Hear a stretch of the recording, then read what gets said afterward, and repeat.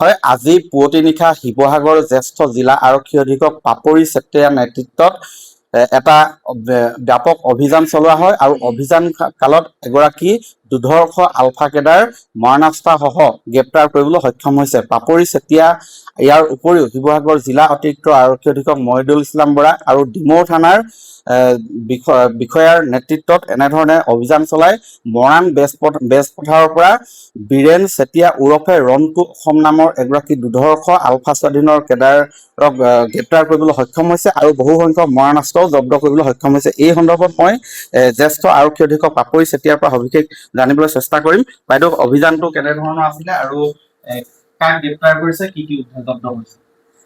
আমি আলফাৰ কেডাৰ বীৰেন চেতিয়া ওৰফে ৰন্টু অসমক আজি পালেঙিৰ ধ্যান পথাৰৰ পৰা কৰায়ত্ব কৰিবলৈ সক্ষম হওঁ। তেওঁৰ লগত আজি এটা Beretta pistol, 10 round live এমুনিশ্যন, 7টা grenade আৰু এটা বটল গ্ৰেনেড আৰু 13,500 টকা আমি লগতে জব্দ কৰোঁ। আৰু এয়া শিৱসাগৰ আৰক্ষীৰ খুব বৃহৎ সাফল্য বুলিয়ে ক'ব লাগিব। এই অপাৰেশ্যনটোত আমাৰ ডিমৌ থানাৰ বিষয়ববীয়াৰ লগতে শিৱসাগৰ আৰক্ষীৰ গোটেই টীমটোৱে যথেষ্ট কষ্ট কৰিলে আৰু এই গোটেই শ্ৰেয়টো শিৱসাগৰ আৰক্ষী এণ্টায়াৰ টীমলৈ যায়। এতিয়ালৈকে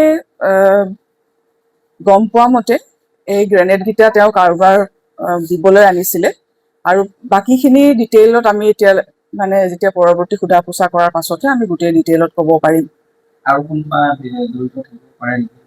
জড়িত থাকিব পাৰে। আমাৰ এতিয়া সোধা পোছা চলি আছে, তাৰ পাছতহে আমি বাকীখিনি ক'ব পাৰিম। হয়, এয়া আছিলে জ্যেষ্ঠ আৰক্ষী অধীক্ষক পাপৰি চেতিয়া আৰু মই পুনৰ জনাইছো যে বীৰেন চেতিয়া ওৰফে ৰন্টু অসম নামৰ এগৰাকী আলফা স্বাধীনৰ দুধৰ্ষ কেডাৰ গ্ৰেপ্তাৰ কৰিবলৈ সক্ষম হৈছে মৰাণ বেজপথাৰৰ পৰা। আৰু মৰাণ বেজপথাৰত তেখেতৰ ঘৰ, পালেঙিৰ ধ্যান পথাৰৰ পৰা তেখেতক গ্ৰেপ্তাৰ কৰিবলৈ সক্ষম হৈছে।